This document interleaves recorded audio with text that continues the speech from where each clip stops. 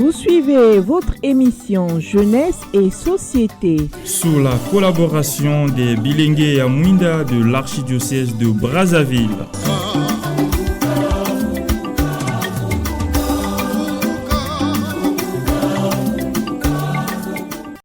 Bonsoir à tous les fidèles auditeurs et auditrices de la Radio Maria, station Brazzaville Congo, émettant sous la fréquence 92.0 FM. Site internet www.radiomaria.org, Afrique, République of Congo. Et bienvenue dans votre émission Jeunesse et Société, abordant des faits sociaux, juridiques, entrepreneuriales et de la vie des mouvements d'apostolat jeune de l'Église. Je suis Ajudi Kael, je suis ravi de vous retrouver pour ce nouveau numéro.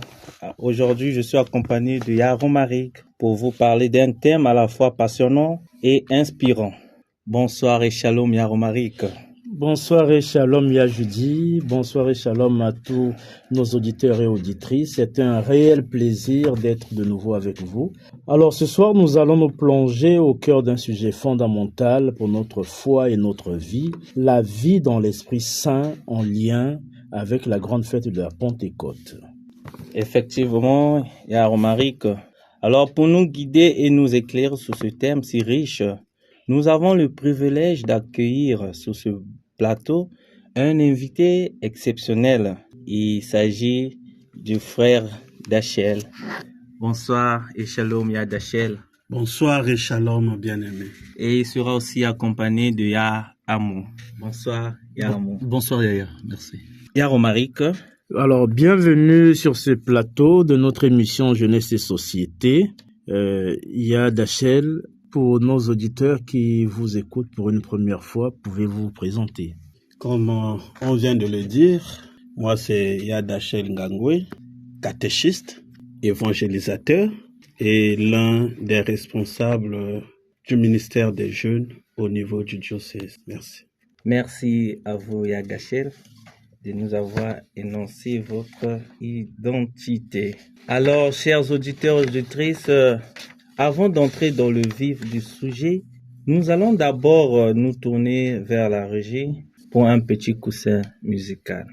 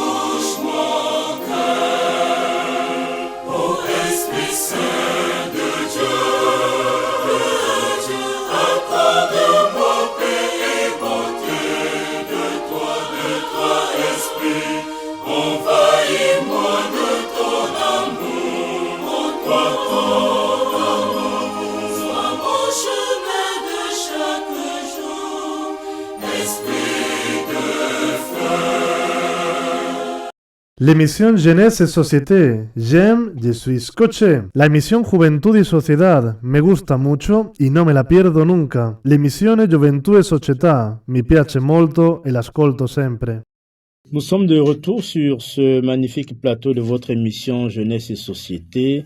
Pour ceux qui viennent de nous prendre de court, ce soir, nous parlons de la vie dans l'Esprit Saint en lien avec la grande fête de la Pentecôte. Nous sommes donc avec Yad Hachel et Yahamo. Alors, Yaya, pour commencer, pouvez-vous nous rappeler ce qu'est la Pentecôte? Et au-delà de l'événement historique d'il y a 2000 ans, comment est-ce que cette fête résonne-t-elle encore aujourd'hui pour l'Église et pour chacun de nous? Merci Yaya pour la question. La Pentecôte, c'est l'accomplissement de ce que Jésus nous avait promis. Jean au chapitre 16, le verset 7, il dit « Cependant je vous dis la vérité, il vous est avantageux que je m'en aille, car si je ne m'en vais pas, le Consolateur ne viendra pas vers vous. Mais si je m'en vais, je vous l'enverrai. » Voilà, il a promis, et dans Actes des Apôtres, au chapitre 2, les apôtres assidus dans la prière, bien qu'ils avaient peur, ils ne s'attendaient pas que ce jour-là, un tout à coup devait se produire. Étant dans la prière, ensemble avec la Vierge Marie, oui. Et ce jour-là, d'un tout à coup, un vent, un bruit venant du ciel, comme celui d'un vent impétueux, et il remplit toute la maison où ils étaient assis. Des langues semblables à des langues de feu leur apparurent, et ils furent tous remplis du Saint-Esprit. Nous devons retenir quelque chose. Ce jour-là, la ville était remplie. Les gens ont entendu du bruit. C'était pas le bruit de l'anniversaire. C'était pas le bruit d'un match gagné. Mais c'était le bruit. Les gens se sont précipités à venir. C'est parce que le Saint-Esprit, la parole, s'est accomplie. Et Pierre, qui avait peur, prend le courage de se lever et de dire à haute voix, celui que vous avez crucifié est ressuscité, il est vivant. Voilà cette force qu'ils ont reçue et qui a fait qu'il y ait une conversion de près de 3000 personnes. Mais pour nous aujourd'hui, ce n'est pas que des faits historiques.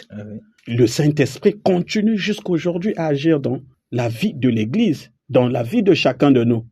Je vous fais un témoignage. Nous avons célébré le cinquantenaire du renouveau charismatique. Un témoignage nous a été authentique et vérifié. Cette maman, une vieille maman, elle n'a jamais été à une table de l'école, mais elle ne savait ni lire ni écrire.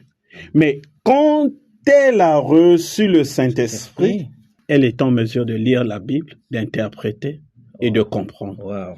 Vous comprenez ce que le Saint-Esprit peut faire dans la vie de quelqu'un? C'est tellement magnifique. C'est inexplicable. Oui. Voilà. En tout cas, c'est une belle perspective. Alors, il y a Hachel. Le renouveau charismatique met souvent l'accent sur l'expérience vivante de l'Esprit. Ce que cela signifie concrètement, vivre dans l'Esprit Saint au quotidien. Je vais vous répondre aussi simple que possible. Oui, merci. Je suis dans l'évangile de Saint Luc au chapitre 13. Le chapitre 11, le verset 13.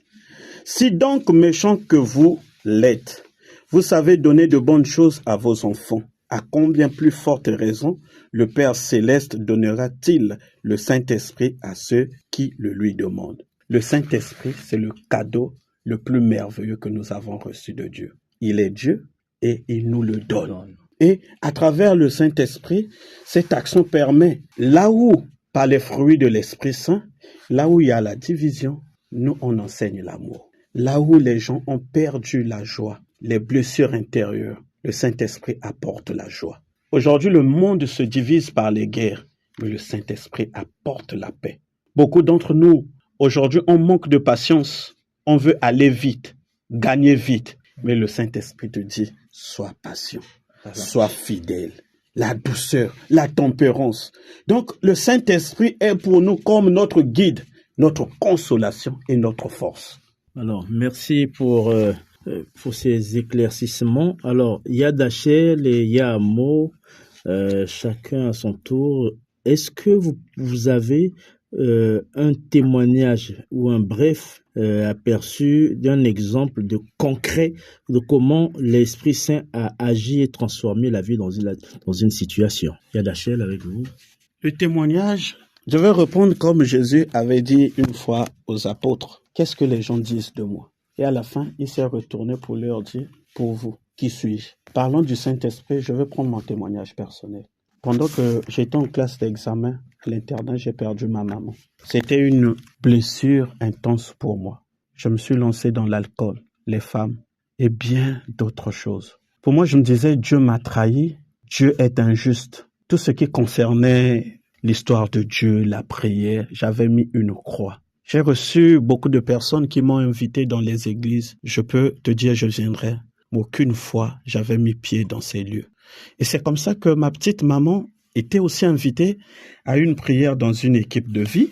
Ils se retrouvent au mont Cardinal Émile Biaenda. Pendant qu'ils étaient en train de prier, cette sœur qui conduisait la prière a cité mon nom complet et a demandé à ceux qui étaient là qui pouvaient connaître la personne. Ma petite maman va dire, oui, c'est mon fils. Et cette sœur va répondre à ma petite maman, le Seigneur a besoin de lui. Vous savez, quand vous avez déjà invité une personne à plusieurs reprises à l'église et on vous dit encore le Seigneur a besoin de lui, elle doutait jusqu'à ce que cette sœur va confirmer en disant ceci. Si c'est le Saint-Esprit qui m'a révélé cela, tu lui diras et il viendra. Quelques jours, on s'est vu avec ma petite maman et elle me passe l'information que j'étais à la prière. Regardez, il y a ceci, il y a cela. J'ai dit, ok, comme d'habitude, je prends, c'est où le lieu de prière pour ne pas la décevoir. La prière, c'est à quelle heure? J'ai pris note. C'était un lundi qu'on devait se retrouver pour cette prière de l'équipe de vie. Je suis sorti, je suis parti au boulot. La prière était à 16h. Mais à 14h, on m'a soulevé, je n'ai pas compris. On m'a emmené jusqu'au lieu où on devait être en équipe de vie. Le lieu où on m'avait demandé de partir. C'est là où je comprends une chose quand Jésus a dit à Pierre, suis-moi. Bien qu'il était en train de pécher, il était avec son Père. Ils étaient en train de faire les activités qui pouvaient lui rapporter. Jésus n'avait pas encore fait de miracle, mais cette force l'avait soulevé pour le suivre. C'est ce que j'ai vécu. J'arrive, j'ai attendu 2 heures avant que la prière puisse commencer. Nous avons commencé la prière, on a prié, ok. Mais ce que j'ai admiré pour revenir, c'est que ce jour-là, j'ai ressenti une paix au-dedans de moi. J'ai ressenti une paix au-dedans de moi. Pourquoi? Parce que hier, moi, pour sentir une paix, pour mieux dormir, il fallait que je prenne la boisson. Et ce jour-là, j'avais senti une paix. Et pendant que cette paix m'a poussé de continuer à venir. Et pendant que je venais, cette sœur va encore me dire, tu dois te faire baptiser cette année-ci. Moi, d'accord, on va s'inscrire. On nous dit, pour avoir le sacrement du baptême, il faut 3 ans. La première année, la deuxième année et la troisième année, tu te fais baptiser. J'ai dit, voilà, là où je leur attendais. Comme elle a dit que c'est le Saint-Esprit, je vais l'attraper là. On s'inscrit. Donc, en réalité, je faisais le caté pour ne pas leur décevoir, pour que quand je vais passer en deuxième année, ça soit une preuve pour moi que votre Dieu là continue à mentir. Voilà. Donc, 1 mois, 2 mois, mais ce jour-là, c'était un dimanche. On était en salle de caté. Le curé avait fini la messe. Il arrive, là où on est en train de faire le caté, il rentre. Pour une première fois que je l'avais vu aussi dans notre salle du caté. Il vient, il dit, appelez-moi un peu le responsable de la catéchèse. On appelle le responsable de la catéchèse qui arrive, il dit, bon, ceux-là, ce sont des adultes, je dois les baptiser cette année-ci. Je vous assure, là où j'étais, mon cœur, c'était comme des marteaux, des coups de tonnerre qui résonnaient au-dedans de mon cœur. Vous figurez, vous piégez Dieu pour dire, moi j'attends que l'année finisse. Au milieu là, on vient vous surprendre parce que tu t'es inscrit pour 3 ans. Et ceux qui étaient déjà en deuxième année devaient passer en troisième année. Nous, ceux qui sont en première année, on devait passer en deuxième année. Donc, le fait de nous baptiser, ça devait créer une fissure de la salle de la deuxième année. Ceux du bureau ont dit, mais père, curé, il dit, ce que j'ai vu, ce que j'ai entendu, vous n'avez pas vu, vous n'avez pas entendu. Et c'est comme ça qu'on a réadapté notre programme et je me suis fait baptiser la même année tel que le Saint-Esprit avait dit dès le départ. Vous voyez? Ah oui. C'est très choquant et merveilleux ce que Dieu peut faire. Voilà.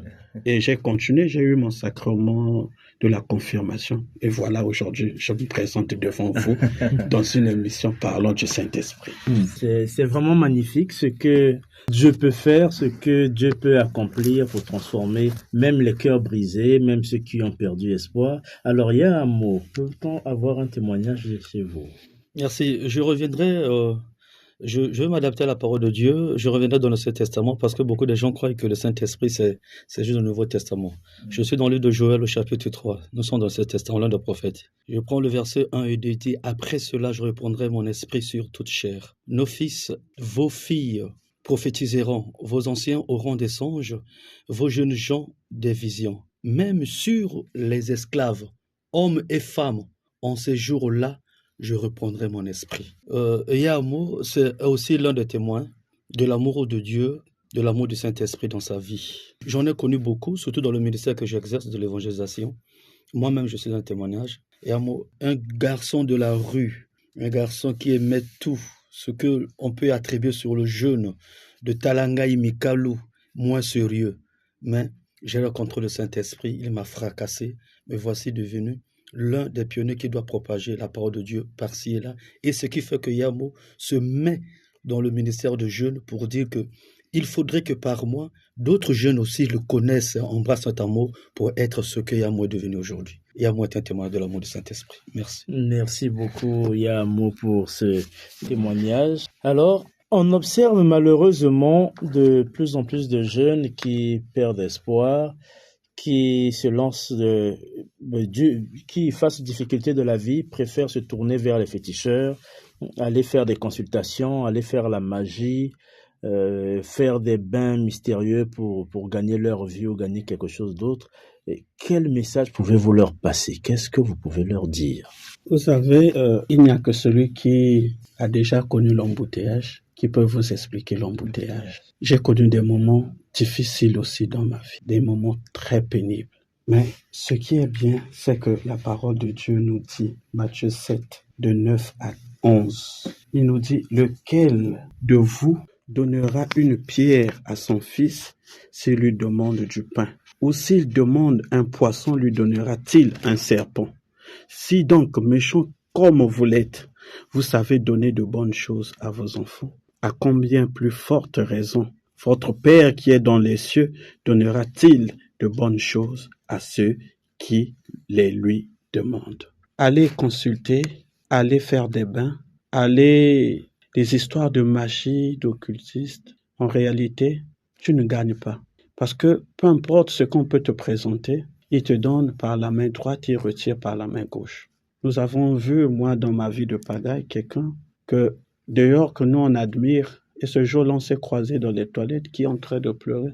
Ça c'est quel argent, type d'argent qu'on me donne, auquel la nuit je peux pas dormir. Vous imaginez que tu vas chercher quelque chose après qu'il te demande à sacrifier tes parents, tes enfants et beaucoup d'autres choses. Dieu est fidèle. Dieu nous donne tout ce que nous lui demandons au temps opportun. C'est comme aujourd'hui un enfant te demande quelque chose qui ne convient pas à son âge. Est-ce que vous, en tant que parent, vous pouvez le lui demander, lui donner? Prends un exemple simple. Étant donné qu'aujourd'hui, dans nos médias, il n'y a que guerre, guerre, guerre. Un enfant de 5 ans qui vient te dire, papa, achète-moi un peu maca. Est-ce que vous pouvez exaucer cette prière? Il y a d'autres choses que nous, en tant que jeunes, parfois, nous voulons déjà avoir, mais nous ne sommes pas encore en mesure d'avoir ces choses-là.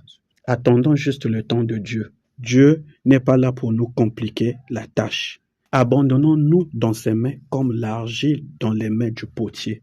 C'est le potier qui donne la forme à l'argile. Mais ça, c'est pas l'argile qui oblige au potier de lui donner la forme. N'inversons pas les rôles. Le Saint-Esprit au-dedans de nous donnera toujours tout ce qui est meilleur. Parce qu'il dit, je veux que votre joie soit parfaite. Une joie parfaite, c'est une joie sans tâche. Dieu est fidèle. Abandonnez ces choses. Aujourd'hui, si tu vas faire les bains pour avoir un mari, mais si demain tu as ce mari-là et qu'il te maltraite, tu as reçu ce mari, mais il te maltraite. Quelle est l'importance de ce bain que tu avais fait? Tu vas avoir un fil ou quoi, quelque chose pour la protection, qui te dit que celui qui te protège est plus fort que tous les autres sorciers. Tu peux avoir un cas pour te protéger, mais tu rencontres encore un autre démon ou un autre sorcier qui est plus fort que ton sorcier. Or, quand Jésus te protège, aucun autre esprit ne peut venir t'arracher dans ses mains. Voilà. Vraiment, je dis à nos auditeurs, auditrices, faites confiance à Dieu. Ce que tu es en train de demander, de chercher là, fais-lui simplement confiance. Il va te le donner. Je suis rassuré, pas 100%, à 200%, que Dieu va te donner ce que tu lui demandes. Amen. Simplement, avoir un cœur doux, patient, comme je le venais de dire, le Saint-Esprit nous apporte aussi la patience. De dire, si aujourd'hui je n'ai pas, j'attends le bon moment. Habakkuk dit quoi? Si la prophétie même tarde, attends-la et finira par s'accomplir. Voilà. Eh oui, eh oui, eh oui. Soyons patients, chers auditeurs et auditrices. Merci beaucoup pour vos partages, pour vos témoignages de vie. Il y a Dachel plutôt, excusez, et il y a Amo. Alors, sur ce, nous proposons de souffler un tout petit peu. Nous retournons vers la régie pour un autre coussin musical que j'espère qui plaira à tout le monde, certainement.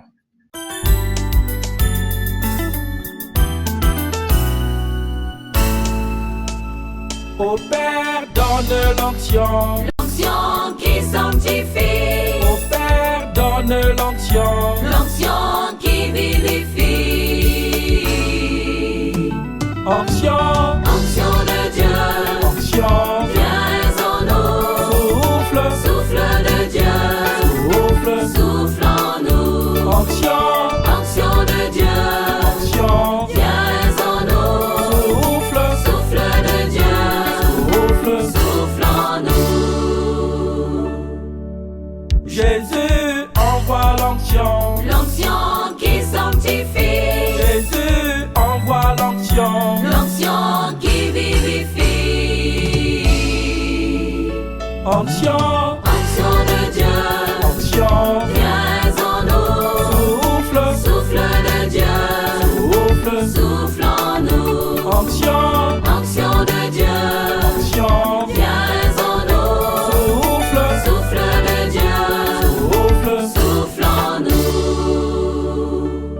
L'émission Jeunesse et Société. J'aime, je suis scotché. La emisión Juventud y Sociedad. Me gusta mucho y no me la pierdo nunca. L'emissione Gioventù e Società. Mi piace molto e l'ascolto sempre. Nous sommes de retour, chers auditeurs et auditrices, dans votre émission Jeunesse et Société. Et comme vous le savez, nous sommes avec Yada Shell et Yahamo. Alors, cher Yaya, nos jeunes auditeurs nous écoutent et souhaiteraient s'ouvrir davantage à l'Esprit Saint ou le recevoir plus pleinement dans leur vie. Quels conseils pratiques leur donnez-vous? Par où commencer? Le conseil pratique que nous pouvons donner à nos fidèles auditeurs et auditrices, la rencontre avec Dieu commence d'abord par l'ouverture du cœur.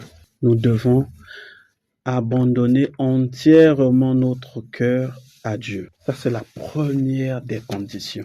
S'abandonner, ouvrir son cœur à Dieu. Et à partir de là, une deuxième chose qui peut faire obstruction à notre rencontre avec le Seigneur, avec le Saint-Esprit, c'est la culpabilité. Il y a des gens qui ont déjà 10 ans dans l'église, mais ils prient avec la culpabilité. Ça peut être, parfois, ils pensent que si sa prière n'est pas exaucée, c'est parce qu'il avait commis tel ou tel tort ou péché. Quand tu ouvres ton cœur à Dieu, enlève la culpabilité. Même si hier tu avais péché, mais rassure-toi que ton péché a été pardonné. Lui faire confiance. Tu ne peux pas suivre quelqu'un que tu ne fais pas confiance. Et la confiance s'applique quand rien ne marche. Quand tout marche, on ne peut pas parler de la confiance. Lui faire confiance, vivre dans cette atmosphère de prière quotidienne, invoquer le Saint-Esprit comme le seul esprit qui doit guider votre vie, diriger votre vie, le seul maître de votre vie, participer aux prières avec les autres, voilà, le louer, l'adorer. Sur ces quelques lignes que j'ai illustrées, je crois fermement que le Saint-Esprit vous visitera entièrement. Eh bien, merci beaucoup, Yada Shell. Moi, j'ai une question qui me vient à l'esprit. Après avoir célébré la Pentecôte, comment les jeunes ou tout croyant en général peuvent-ils entretenir cette flamme de l'Esprit Saint? Quels sont vos conseils? Pour entretenir la flamme de l'Esprit Saint, demeurer dans la communion, à l'écoute de l'Évangile et être assidu à la prière. La Vierge Marie est la première à recevoir le Saint-Esprit, mais elle était toujours présente. En réalité, le jour de la Pentecôte, elle était là, mais elle avait déjà le Saint-Esprit. Elle pouvait se dire, moi j'ai le Saint-Esprit, j'ai mis au monde un fils qui est Dieu. Bon, j'ai gagné, le reste là, j'abandonne. Mais elle était là, assidue. Restant assidue à l'Église. Recevoir le Saint-Esprit ne te donne pas le mandat de quitter l'Église pour aller ouvrir des églises ou quoi. Non, reste assidu. Parce que de la manière que nous entretenons notre corps, même une voiture, nous devons aussi entretenir cet esprit-là que nous avons reçu. Mais par le biais de la prière. Prier ensemble avec les autres. Merci. Comme le temps passe si vite, Yadachel et Amo, malheureusement nous arrivons au terme de cette émission. Merci beaucoup pour ces lumières que vous nous avez données au travers de vos réponses, de vos témoignages si précieux.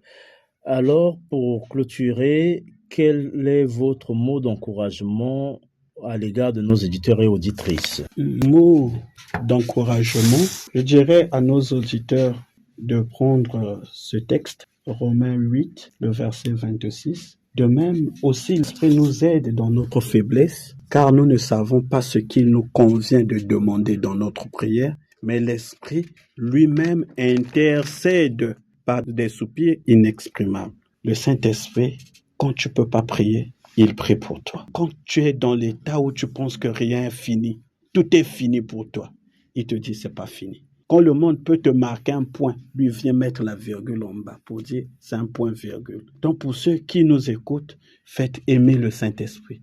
Faites-lui confiance. C'est lui qui peut mettre un point dans la vie de quelqu'un, pas un homme. Amen. Moi, j'ajouterais ce que Adachen a dit, l'entretien du Saint-Esprit. La manière que nous entretenons nos corps, faisons un effort d'entretenir aussi le Saint-Esprit. Le corps humain doit se nourrir, doit se vêtir, il doit se laver. Le Saint-Esprit autant. Quelle est la nourriture du Saint-Esprit? C'est la prière et la parole quotidienne, surtout la communion fraternelle. Nous ne séparons pas du sacrement de l'Église. En faisant ces choses, nous entretenons le Saint-Esprit en nous. Il ne serait pas machomé comme nous disons Lingala, il sera plus fort en nous et nous allons voir ces merveilles en nous. Merci. Merci beaucoup. Merci, c'était une immense joie de nous avoir partagé ces pistes simples et accessibles, d'être toujours en communion avec l'Esprit Saint. Moi, j'ai noté la prière au quotidien, l'invocation de l'Esprit, la louange, l'ouverture du cœur, surtout à l'Esprit, la participation dans les groupes de prière et j'en passe. Merci à vous, et à Amo et à Dachel, d'avoir partagé avec nous sur ce plateau votre sagesse et votre expérience, surtout vos témoignages de vie. Et c'était un véritable honneur de vous avoir reçu sur ce magnifique plateau. Merci à tous de nous avoir suivis. Nous espérons que cette émission vous ait inspiré à vous ouvrir plus au souffle de l'Esprit Saint qui ne cesse de renouveler nos vies et la face de la terre. Et nous avons quelques petites annonces avant de nous séparer.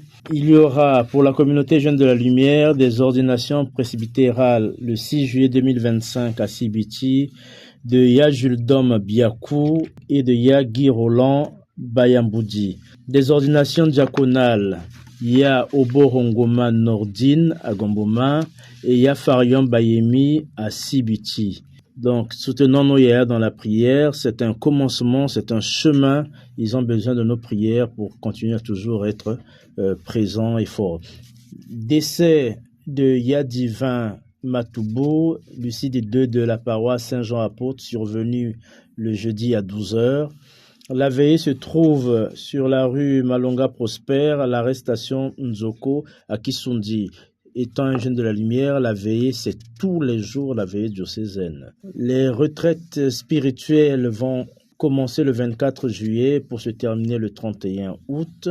La coordination diocésaine aura lieu le 29 juin à la rue Mboshi à 13h30. Merci, chers auditeurs et auditrices. Merci d'avoir été avec nous dans Jeunesse et Société, notre mission de Radio Maria, station Brazzaville Congo émettant sous la fréquence 92.0 FM. Cette émission a été réalisée avec la collaboration de la communauté bilingue à Mouinda de l'archidiocèse de Brazzaville. Alors nous disons un grand merci à tous les responsables de la Radio Maria et à la régie qui sont toujours présents pour nous soutenir. Alors, nous vous disons bonne soirée et n'oublions pas, restons scotchés.